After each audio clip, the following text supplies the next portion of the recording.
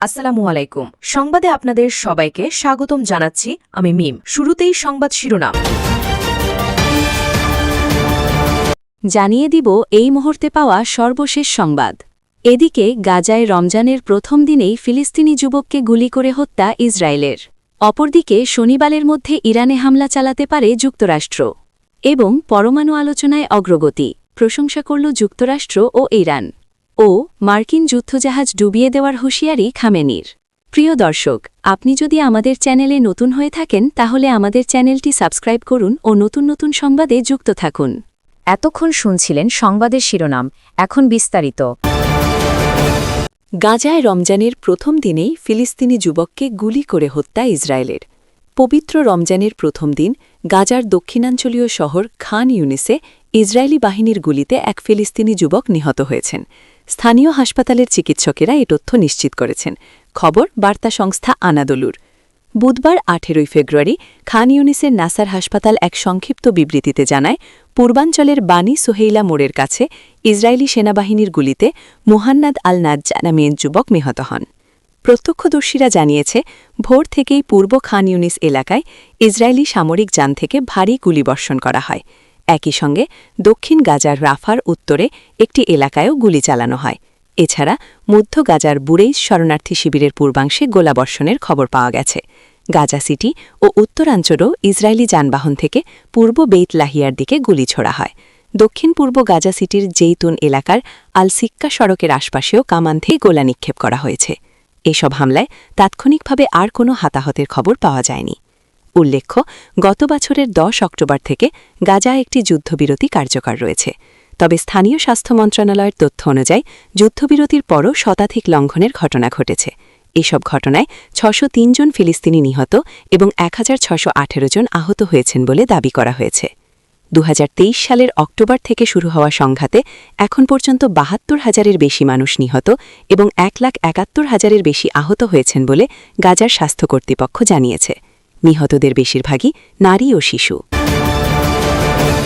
শনিবারের মধ্যে ইরানে হামলা চালাতে পারে যুক্তরাষ্ট্র। ইরানে আগামী শনিবারের 21 ফেব্রুয়ারির মধ্যে হামলা চালানো নিয়ে নিরাপত্তা কর্মকর্তাদের সঙ্গে বৈঠক করেছেন মার্কিন প্রেসিডেন্ট ডোনাল্ড ট্রাম্প। স্থানীয় সময় বুধবার 18 ফেব্রুয়ারি তাদের মধ্যে আলোচনা হয়। এ সময় নিরাপত্তা কর্মকর্তারা জানান, এ সপ্তাহ শেষ হওয়ার আগেই রবিবারের মধ্যে তারা ইরানে হামলা চালানোর জন্য প্রস্তুত আছেন। সংবাদমাধ্যম সিবিএসকে পরিচয় গোপন রাখার শর্তে এ তথ্য জানিয়েছেন এক কর্মকর্তা।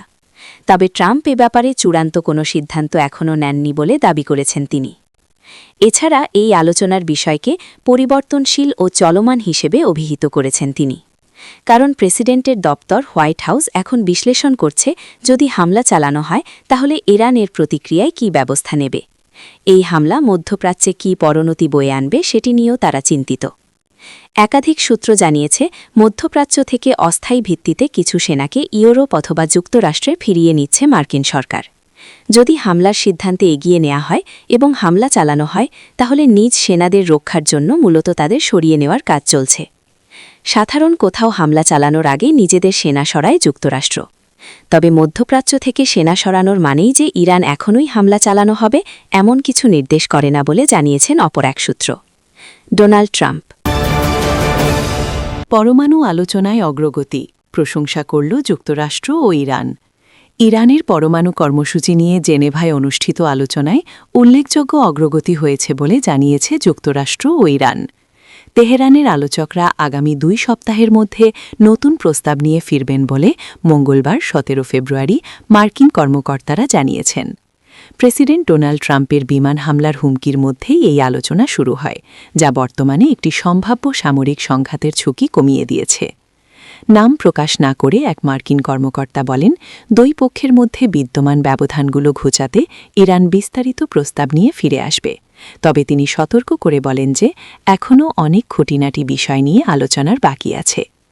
পরে ফক্স নিউজকে দেওয়া এক সাক্ষাৎকারে মার্কিন ভাইস প্রেসিডেন্ট জেডি ভ্যান্স বলেন, কিছু দিক থেকে এটি ভালো হয়েছে, কিন্তু অন্যান্য দিক থেকে এটা স্পষ্ট যে ট্রাম্প কিছু রেড লাইন বা চরম সীমা নির্ধারণ করে দিয়েছেন, যা ইরানিরা এখনও মেনে নিতে বা সেগুলো নিয়ে কাজ করতে রাজি নয়। তাই আমরা এই বিষয়ে কাজ চালিয়ে যাব। এর আগে এক বিবৃতিতে ইরান জানায় একটি সম্ভাব্য পারমাণবিক চুক্তির শর্তাবলীতে তারা যুক্তরাষ্ট্রের সঙ্গে সাধারণ ঐকমত্যে পৌঁছেছে, যার ফলে তেহরানের ওপর থেকে নিষেধাজ্ঞা তুলে নেওয়া হবে এবং মধ্যপ্রাচ্যে ব্যাপক যুদ্ধের ঝুঁকি হ্রাস পাবে। তবে আলোচনার শুরু থেকেই এর পরিধি নিয়ে যুক্তরাষ্ট্র ও ইরান উভয় পক্ষের মধ্যে বিভ্রান্তি ছিল, বিশেষ করে প্রেসিডেন্ট ডোনাল্ড ট্রাম্প যখন মার্কিন বিমান হামলার হুমকির মুখে তেহরানকে আলোচনায় বসিয়েছিলেন।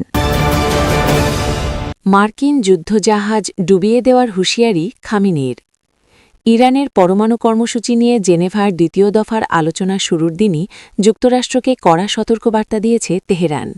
দেশটির সর্বোচ্চ নেতা আয়াতুল্লাহ আলী খামেনি ওয়াশিংটনকে হুঁশিয়ারি দিয়ে বলেছেন, পারস্য উপসাগরে মোতায়েন করা মার্কিন যুদ্ধজাহাজগুলো চাইলেই সমুদ্রের তলদেশে ডুবিয়ে দেওয়া সম্ভব। তেহরানে এক অনুষ্ঠানে খামেনি বলেন, বিশ্বের সবচেয়ে শক্তিশালী সেনাবাহিনীও এমন আঘাত পেতে পারে যেখান থেকে ঘুরে দাঁড়ানো কঠিন। এই সময় তিনি যুক্তরাষ্ট্রের প্রেসিডেন্ট ডোনাল্ড ট্রাম্পের সেই বক্তব্যের প্রসঙ্গ তোলেন যেখানে যুক্তরাষ্ট্র নিজেদের বিশ্বের সবচেয়ে শক্তিশালী সেনাবাহিনী বলে দাবি করেছে। তিনি আরও বলেন, যুক্তরাষ্ট্র বারবার যুদ্ধজাহাজ পাঠানোর কথা বলছে। যুদ্ধজাহাজ নিঃসন্দেহে বিপজ্জনক, তবে আমাদের কাছে এমন অস্ত্রও আছে যা সেই জাহাজকে সমুদ্রের তলদেশে ডুবিয়ে দিতে পারে। তেহরানের বিরুদ্ধে ট্রাম্পের সাম্প্রতিক হুমকি এবং মধ্যপ্রাচ্যে মার্কিন সামরিক উপস্থিতি বাড়ানোর প্রেক্ষাপটে খামেনির এই মন্তব্য এসেছে। ট্রাম্প বলেছেন, আলোচনা ব্যর্থ হলে বিশ্বের অন্যতম বৃহৎ বিমানবাহী রণতরী জেরাল্ড আর ফোর্ড ওই অঞ্চলের উদ্দেশ্যে পাঠানো হবে। তিনি বলেন, কোনো চুক্তি না হলে এ রণতরী মোতায়েনের প্রয়োজন হবে এবং এটি শীঘ্রই রওনা দেবে। মার্কিন রণতরী আব্রাহাম লিঙ্কন এবং কয়েকটি ডেস্ট্রয়ার ইতোমধ্যে পারস্য উপসাগরে অবস্থান করছে। দুই দেশের মধ্যে বাড়তে থাকা উত্তেজনার মধ্যে গত মাসে সেগুলো পাঠানো হয়। এতক্ষণ আমাদের সাথে থাকার জন্য ধন্যবাদ।